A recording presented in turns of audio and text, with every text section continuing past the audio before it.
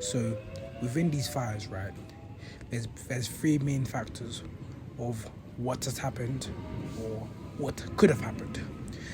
The first factor being that the brakes could have overheated. Honestly, I think this is not really valid, but then I have looked at the picture, which I will be showing on the screen right now, but it's like right on the wheel, meaning that could be a possible explanation of why that could have happened.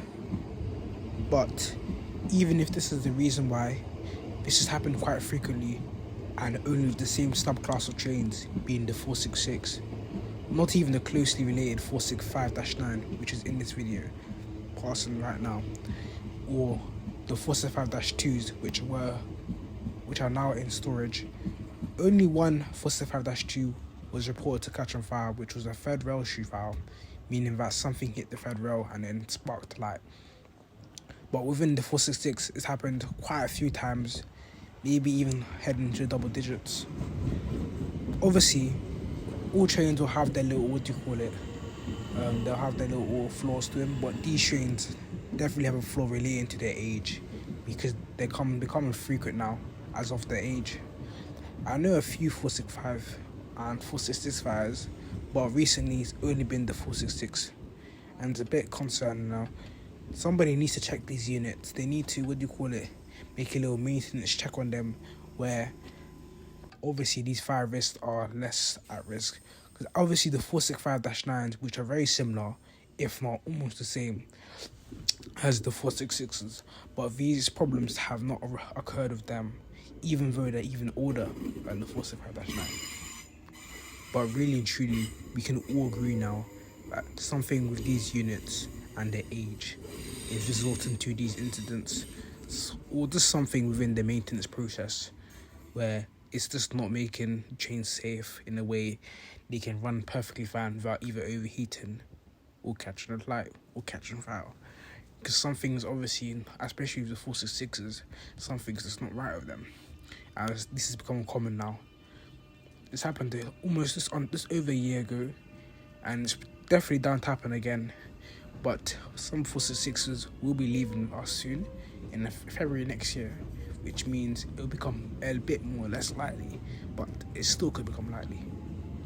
But obviously now it's quite obvious that these units have a somewhat design flaw within them, which are causing this fire.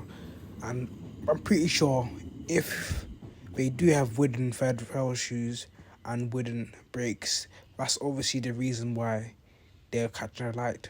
But obviously by now, the West Mainland fire, they would have investigated that, and by now they would at least change the bogies. Rather than sending the -9 to Doncaster, they would send the 466s there instead, and they could get their bogies changed and proper checks on them. But that could also be said because the -9s go to Doncaster and get the checks and they get the bogies replaced and the wiring replaced, that they are obviously going to be in better condition, and there's going to be a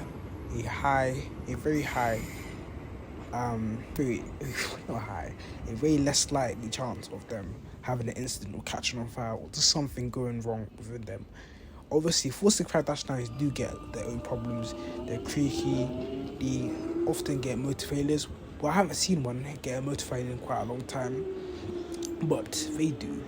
It's something that happens now and then, but obviously it doesn't stop the train from moving completely. They still can do their services, they can still run on time, because they still have good acceleration even if it's just one motor.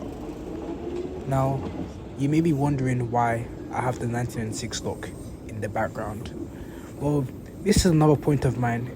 Other trains built by GCSE Alstom in a similar time frame have not experienced these problems. I'm going to be mentioning the class 323, 365, and obviously the 465-9 and -2s. and the 1996 stock, which is in the background. These trains do not experience these problems. They have never had a similar, incident occurrence. So obviously there has to be something within the design of the 466s which are causing these problems. Not a maintenance problem, but it's a design problem. What this could mean is that 466s in general are just bad trains. Like, really and truly, they're aging now. They need to get replaced. They're just not going to last long, and they're becoming more prone to fires.